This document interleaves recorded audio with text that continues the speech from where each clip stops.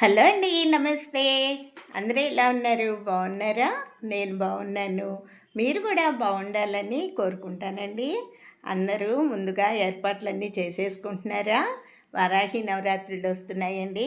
26 ఉదయము మనము అమ్మవారిని పీఠం పెట్టుకునేవారు, దీక్షగా చేసుకునేవారు. చక్కగా సపరేట్‌గా పీఠం పెట్టుకొని ఒక జాకెట్ బట్టపరిచి పీఠం మీద అమ్మవారిని కూర్చోబెట్టుకోండి.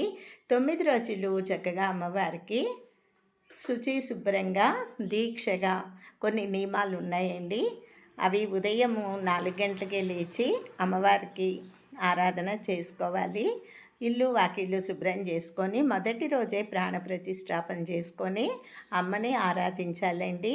తర్వాత రెండో రోజు ప్రాణ ప్రతిష్టాపన ఉండదు. ఎందుకంటే మనం ముందు రోజే అమ్మవారిని కూర్చోబెట్టాం కాబట్టి ఇంక తర్వాత మామూలుగా పూజా విధానం చేసుకోవాలండి.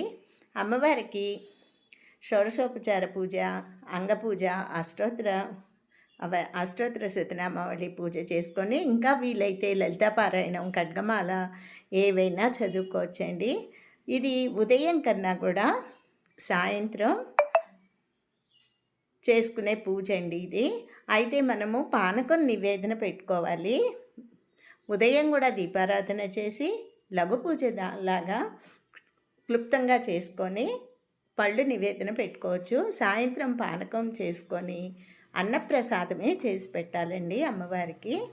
పులిహార, దద్దోజనం, చక్కెర పొంగలి, కట్టె పొంగలి, ఇట్లా అన్నంతో గుడాన్నం, ఇట్లా ఏదైనా సరే అన్నంతోనే చేసి పెట్టాలి. పగలంతా ఉపవాసం ఉండి రాత్రి పూజ అయినాకే భోజనం చెయ్యాలండి. ఉపవాసం ఉండలేని వారు, ఆరోగ్యరీత్యా ఇబ్బంది పడుతున్న వారు మటుకు పండ్లు, పాలు తాగి ఉండొచ్చండి. అమ్మవారి పూజ సాయంత్రం పూజే ఎక్కువ ఫలితం ఉంటుంది. ఇక కలశం అలవాటు ఉన్నవాళ్ళు కలశం పెట్టుకోండి. అఖండ దీపారాధన చేస్తే కనుక ఇంకా నియమనిష్టాలతో ఉండాలి. అఖండం చేయటం మాటలు కాదండి. దీపారాధన కొండెక్కితే మన మనసు చాలా బాధపడుతుంది. చాలా జాగ్రత్తగా చూసుకుంటూ ఉండాలి. అయితే దీక్ష చేసిన వారు చక్కగా భార్యాభర్తలు కలిసి కూడా చేసుకోవచ్చండి. 9 రోజులు కూడా అమ్మవారి పూజకి ఆటంకాలు లేకుండా చూసుకోండి. ఒకవేళ ఏదైనా ఇబ్బందులు వచ్చినాయి, మేము చేయకూడదు అంటే ఇంట్లో భర్త, పిల్లలు ఎవరైనా కూడా అమ్మవారికి దీపారాధన చేసి అంత పానకం నివేదన పెట్టచ్చండి.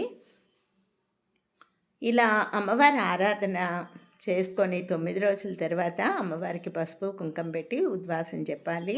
ఆ పసుపు కుంకుమ మనమైనా ఉంచుకోవచ్చు. ఒక